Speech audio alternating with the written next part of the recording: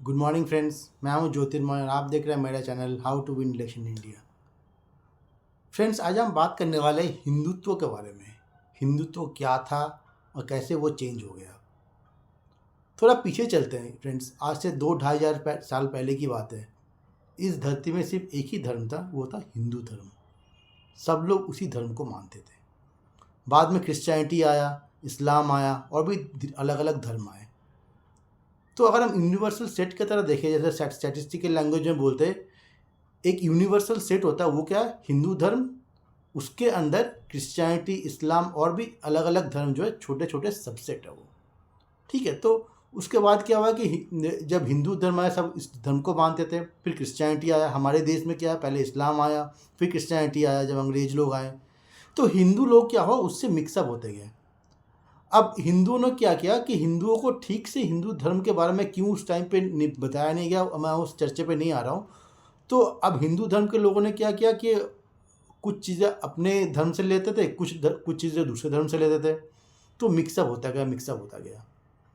तो अब क्या है कि इस चीज़ को अगर हम देखें 1947 के बाद, जब हमारी देश को आज़ादी मिली थी, तो श्यामा प्रसाद मुखर्जी ने सबसे पहले इस चीज़ को देखा, उसको समझा।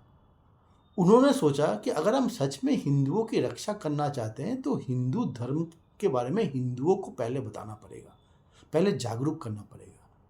क्या है हमारे भगवत गीता में, क्या है रामायण में, क्या है महाभारत में, क्या है वेदास में, ये पहले हिंदुओं को समझना जरूरी है। तो उन्होंने फिर नैरेटिव शुरू किया हिंदुत्व। इसका मतलब क्या था? हिंदुओं को हिंदू धर्म के बारे में अच्छी तरह से जानकारी देना। ठीक है। तो वो उन्होंने देखा कि इसको सिर्फ हम नैरेटिव करने से नहीं होगा, तो हमें एक पॉलिटिकल पार्टी भी बनाना पड़ेगा। तो उन्होंने भारतीय जनसंघ बनाया।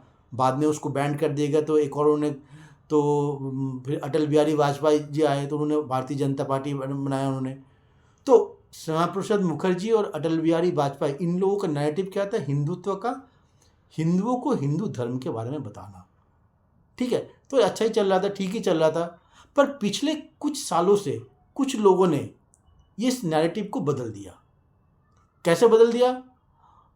उन्होंने क्या किया, हिंदुत्व का मतलब फैला दिया कि दूसरे धर्म को नफरत करना। पर यह बिल्कुल गलत है।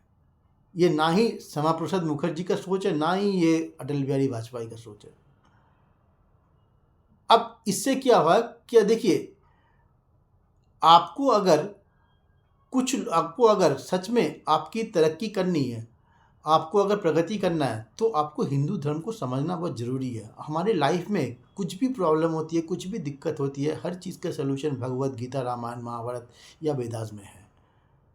तो हमें इस चीज़ को खुद समझना पड़ेगा। अब ये कुछ लोग, मैं फिर से बोल रहा हूँ, कुछ लोग, ठीक है, ये इसको मैं कोट्स कर रहा हूँ, अंडरलाइन कर रहा हूँ। कुछ लोग क्या कर रहे हैं, इसको नैरेटिव ये चेंज कर दिया उन्होंने। हिंदुत्व का मतलब क्या बताया? दूसरे धर्म को नफरत करना।